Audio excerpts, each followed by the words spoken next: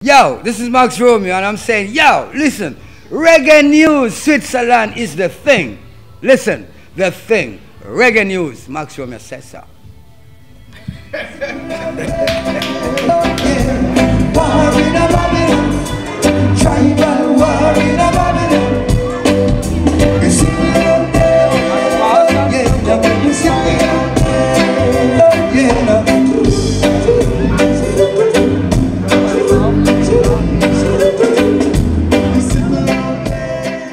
No. No? Maxie Smith.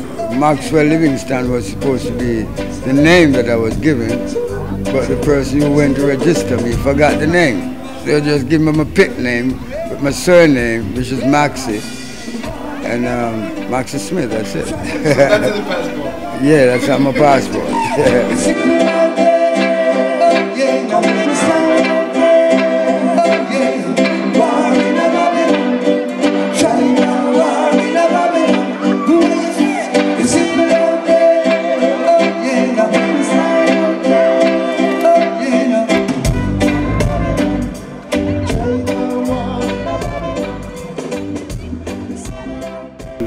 That name was given to me by a producer called Bunny Lee.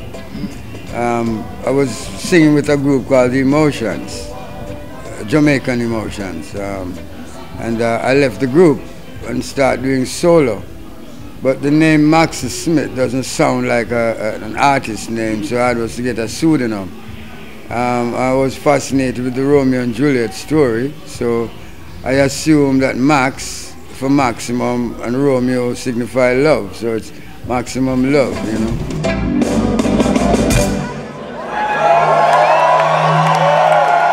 How you feeling? Yeah, we try to praise Rastafari. Man, you give praises when you rise up in the mornings. Yeah, you should give thanks for all you see. Learn to appreciate the beauty of your surroundings. Yeah, the flowers. It was normally just a farmer's town, you know. It's basically people they earn the living from farming, so people moving around with machete and what have you, you know, the hoe and what have you to go to work. That's the type of life that I knew then. Can you find a little time for John?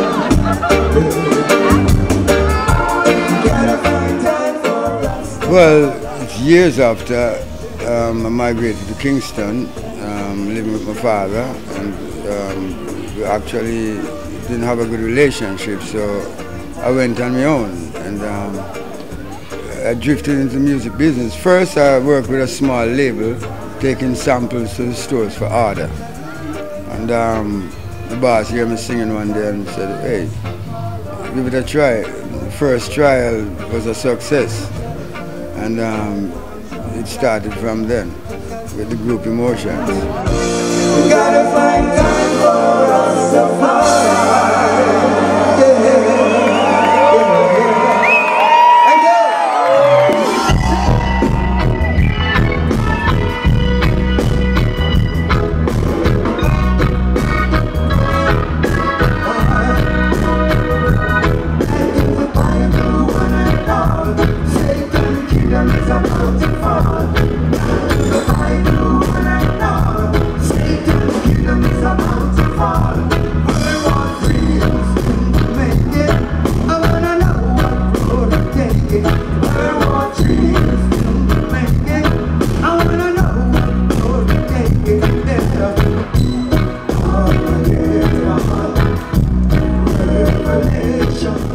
Well, it was an experience. I was young then. I was just about 7 years old when I did.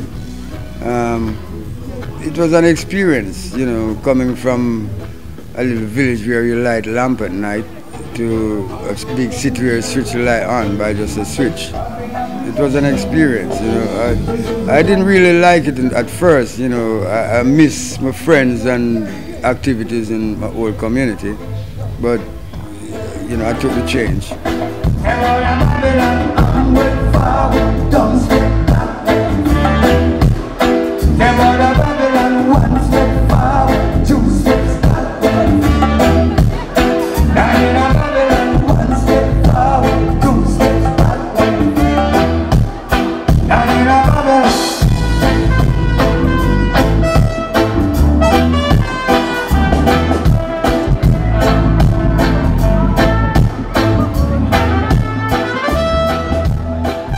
Well, I knew Scratch long before we actually participated in music, you know. We were actually doing the same job. He was working for Dynamic Sound, taking samples to the store, and I was at the Colneck label, Ken Lock. So we actually, you know, were friends long before. But he was working, in the beginning, he works for Studio One. He produces for Studio One. And he also started his music career at Studio One, you know. So I knew him for a long time.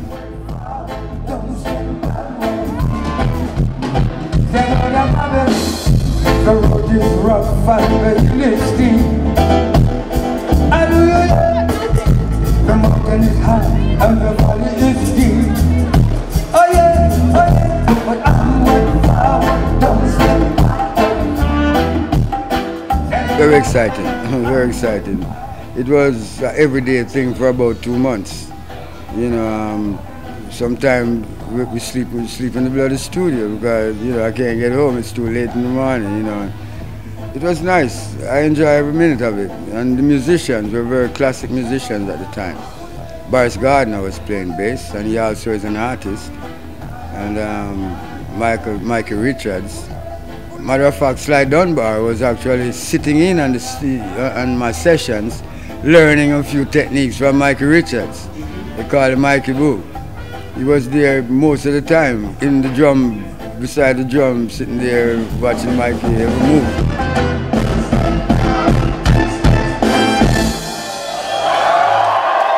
Thank you.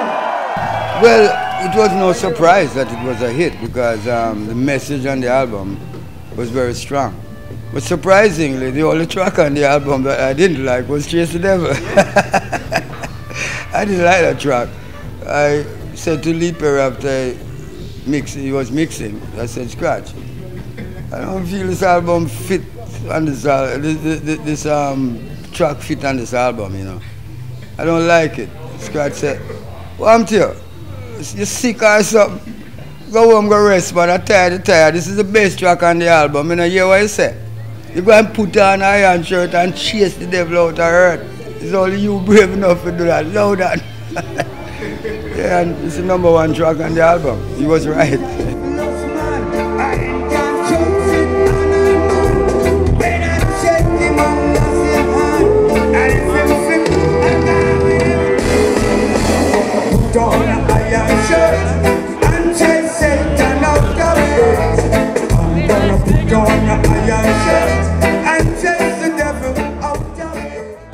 When I start making money from it.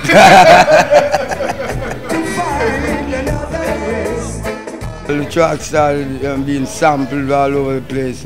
I don't know, it developed a cult following, if I should say. You know, it's a powerful song. I think the world really realized that the devil, which is the negative, is a problem. And, you know, it keeps reminding people so they gravitate to it.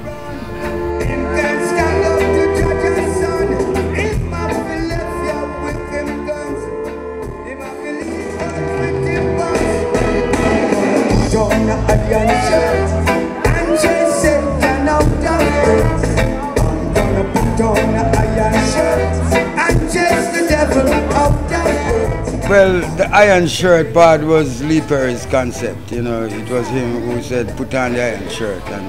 But matter of fact, we wrote that track together. Yeah, we wrote it together, you know. That's what makes it so strong. Yeah.